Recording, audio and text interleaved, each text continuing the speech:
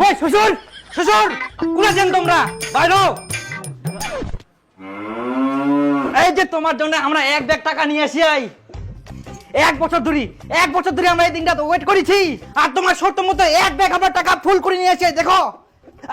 শুদ্ধ কই টুম্বা কই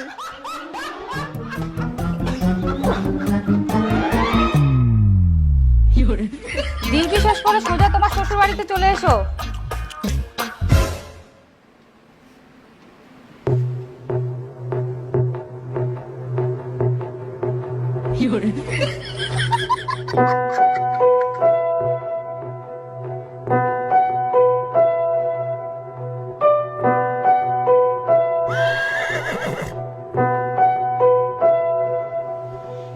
এইটা তো কথা ছিল নি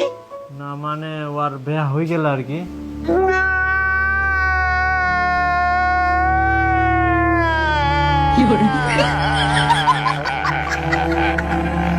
সেটা তো পূজা পেয়ে বিয়া হয়ে গেলে তোমরা আগে কো আমার সঙ্গে বিয়া দিব না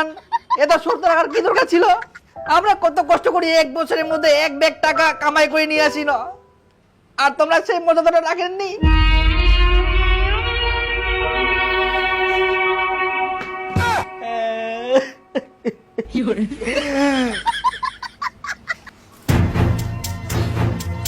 আর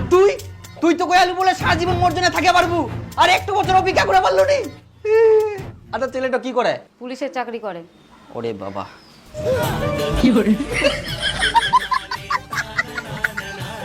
শুনো ছেলেটাতে 1 ব্যাগ টাকা নিয়ে আসিয়া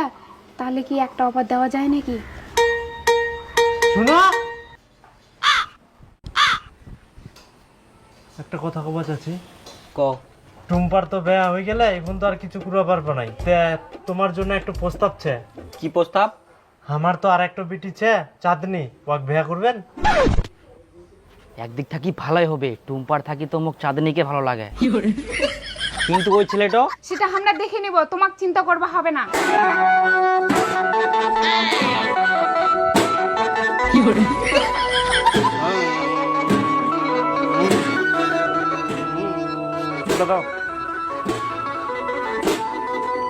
বেহার আয়োজন শুরু হয়ে গেলে নাকি আওয়াজ পাওয়া যায় হ্যাঁ ওরে বাপ ভাইরা আগে হাজির হ্যাঁ হ্যাঁ লাগা লাগা তাতে লাগা তারপর মুখ গুছতে হবে শ্বশুরমশাই তোমার শর্ত মতো একটা ব্যাগ নয় 2টা ব্যাগ নিয়ে এসে টাকা ভর্তি করি এই যে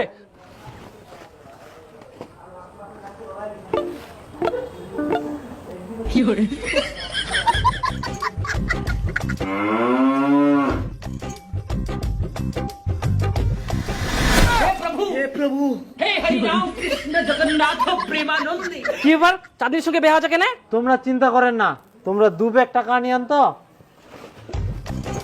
দেখি যাবে ওঠা তো না ওঠো ওঠো আমরা টুপি ধরে ওঠো আরে বাপ কেন হ্যাঁ না দাঁড়াও দাঁড়াও হ্যাঁ